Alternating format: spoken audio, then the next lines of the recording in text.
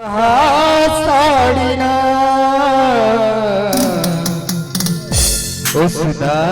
सुना था का ये हमार फौजी है जानत कैसे ये मैडम है ऐसे। हाँ मैडम तू बनी है यार और मोला जबरदस्ती परेशान करते का कैसे। वो 10,000 के महीना नोट पाथे ना। अच्छा तो मोला का देते हर घर के काम ला करबो और मैं हाँ तो मैडम बनोगे। अच्छा तो वैसे जानतस का कहतू का कैसे।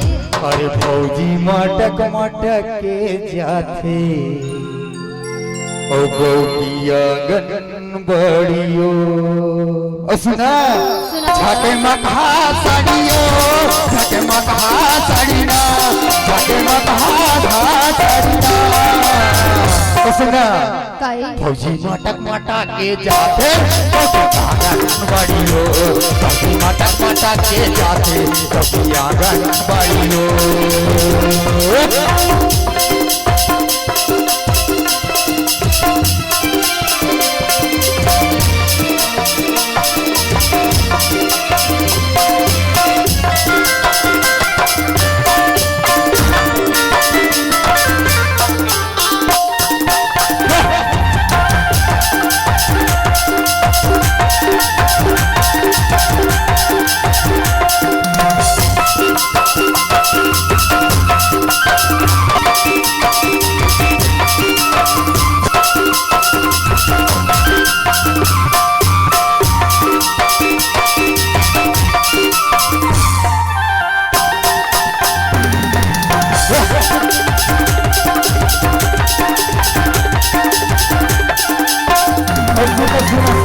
सुना था का 100 रुपया के सबसे पहले है साड़ी सबसे पहले है साड़ी बागरा सरकार खुलाए गाँव गाँव माया गनबाड़ी बागरा सरकार खुलाए गाँव गाँव माया गनबाड़ी 100 रुपया के सबसे पहले है साड़ी 100 रुपया के सबसे पहले है साड़ी कार खुलाए गाँव गाँव माया गनबाड़ी बागरा सरकार खुलाए गाँव गाँव माया गनबाड़ी ये सितारा साड़ियों हरियर नौरंगी साड़ीना ये सितारा साड़ियों हरियर नौरंगी साड़ीना।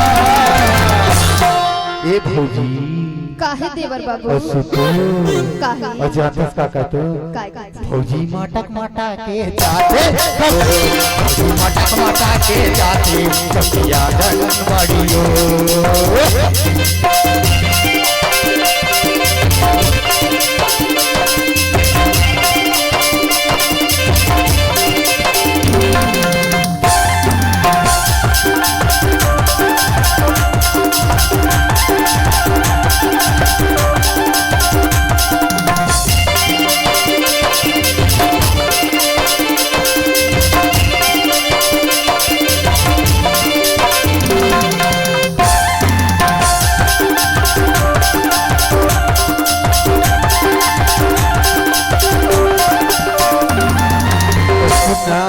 काहे का और ज्यादा मेहर खाती थू काय